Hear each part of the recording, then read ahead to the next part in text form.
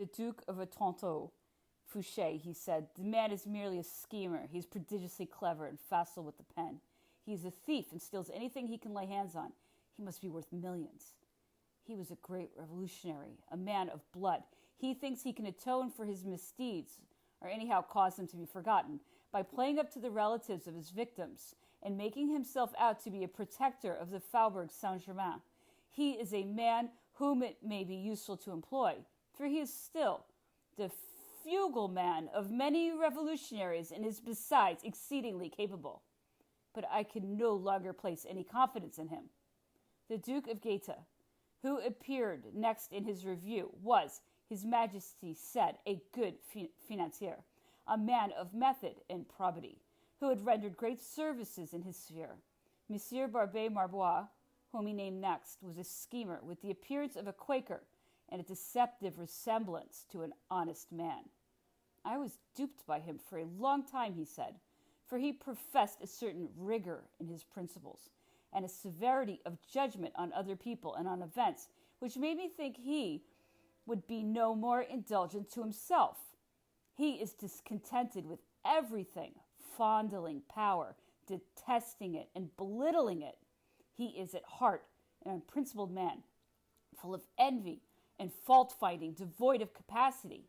Thinking him a man of talents, I placed great confidence in him for some time, only to discover too late that I was mistaken. I paid dearly for the error. He is safe in the Court of Accounts. He cannot make blunders there, and he is obliged to carry out his new functions with the probity for which he is renowned. Upon my observing that he had the reputation of being virtuous and unimpeachably honest. Oh, he is honest enough, replied the emperor. As for being virtuous, that is simply a part he plays. At heart, he is a rascal. Of Monsieur Fontaine, the emperor said, he is too much of a sycophant. He has great talent. He serves me with zeal, and for the moment is directing public instruction very competently.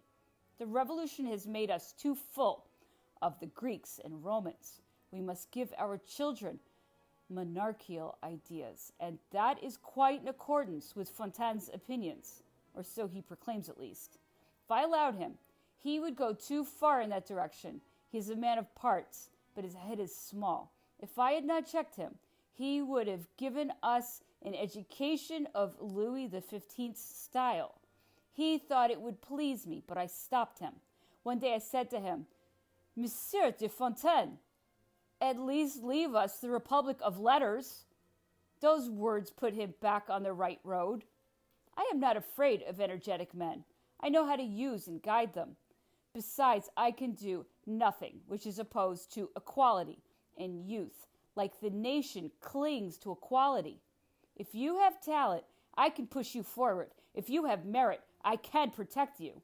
This is recognized, and it is very useful to me. Fontaine would have reared marquises for me.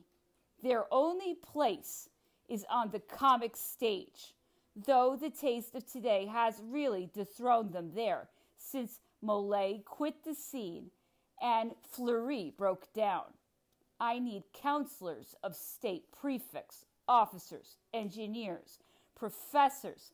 Therefore, the scope of our instruction must be broadened to season these young heads full of Greek and Roman ideas. It is important to give a monarchic turn to the vitality of those traditions, for that is history. I shall give my first attention to education. It will be my first care as soon as peace is established, for it is the safeguard of the future. I want all instruction to be public, even my sons, in part. I have a great plan in that connection. To my great regret, this conversation was interrupted by our arrival in the early hours of the morning, December 12th, at the Hôtel de Saxe at Posen. Give me my dispatches, were the emperor's first words. In accordance with my orders, the director of posts had kept the two which came through. The emperor's impatience was such that he would have ripped open the cases if he had had a knife at hand. Numb with cold, My fingers were not quick enough for him in working the combinations of the padlocks. At last I handed him the Empress's letter, and one from Madame Montesquieu, closing the report on the King of Rome. This was the first news since leaving Vilna, for luck had been against us. We had met no courier between that town and Mariupol. The emperor had never ceased to speculate on the impression that would be caused by a total lack of news of the army, so it can easily be imagined with what eagerness he read the dispatches from the Arch-Chancellor and the other ministers. I could not tear the envelopes open quickly enough to keep pace with his impatience. He scanned the pages rather than read them, and obtained a general idea of their contents. After this hasty review, he settled down to perusing carefully those dispatches which had struck him as being the most important. He did me the honor of reading aloud the letters from the Empress and Madame Montesquieu. "Haven't I got an excellent wife?" he said. The particulars that the Empress gave him about his son, all of which were confirmed by the governess, delighted His Majesty. Notwithstanding that he was so preoccupied with affairs in this moment, he was just a good husband, indeed the best of husbands, and the fondest of fathers. I cannot describe my pleasure in contemplating him at such moments. His joy, his happiness, glowing from every feature, went to my heart. He made me reach the Arch-Chancellor's letters as well as communications from the ministers of police and war. I took advantage of the momentary freedom afforded me while the emperor was going through his correspondence to give orders for the continuation of our journey.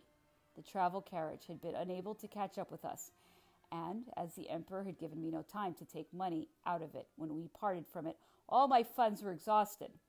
I had the director of couriers fetch me some money. I notified the general in command of Glogau that I should be arriving, and that he was to have the city gates ready to open and supper prepared. I then employed the 2 hours left before our departure in putting my notes in order and completing the particulars I had taken of our last conversation since leaving Warsaw. The emperor took an hour's rest. He lunched, and we then took to the road again. We were now meeting the bearers of news, and the further we proceeded, the shorter we made the intervals between receiving dispatches. In this manner, we were able to receive in 1 day's journey our friends' letters covering 3 or 4 days. Every letter received was a source of fresh happiness to the emperor. He made me read most of his dispatches, except those in the post censorship packet. I once did he give me a few extracts from this to read, saying, as he did so, "What imprudence! What fools men are! I have not sufficient opinion of mankind to be malicious, as they say I am, or eager for revenge." The emperor's observation was very just. The imprudence and impudence expressed in some of these intercepted letters afforded opportunities for the incontestable proof that His Majesty was neither malicious nor vindictive, for in the circumstances he might justly have been severe.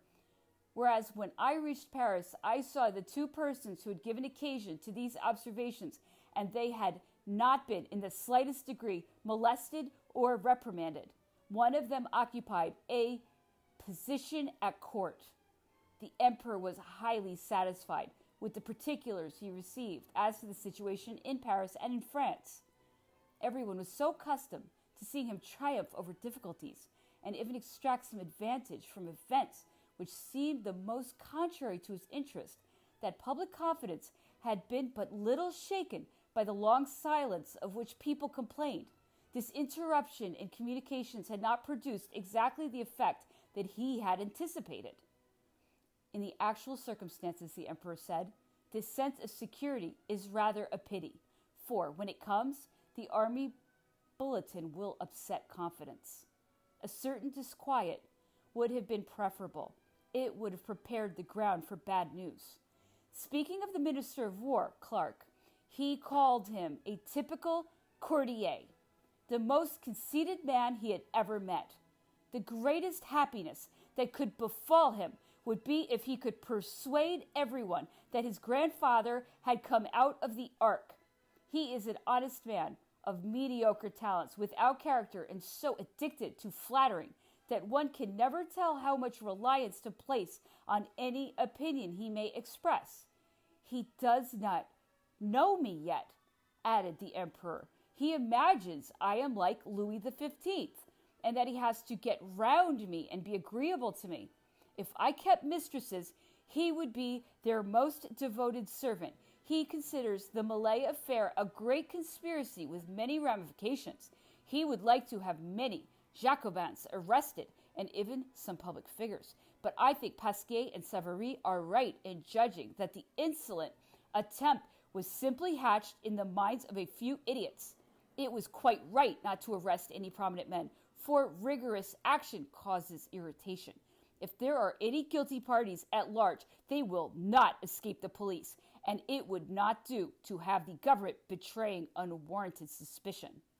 In the eyes of Europe, as of France, it is preferable that this conspiracy should appear as nothing more formidable than a madman's escapade. Savary anticipated my wishes perfectly by adopting this attitude.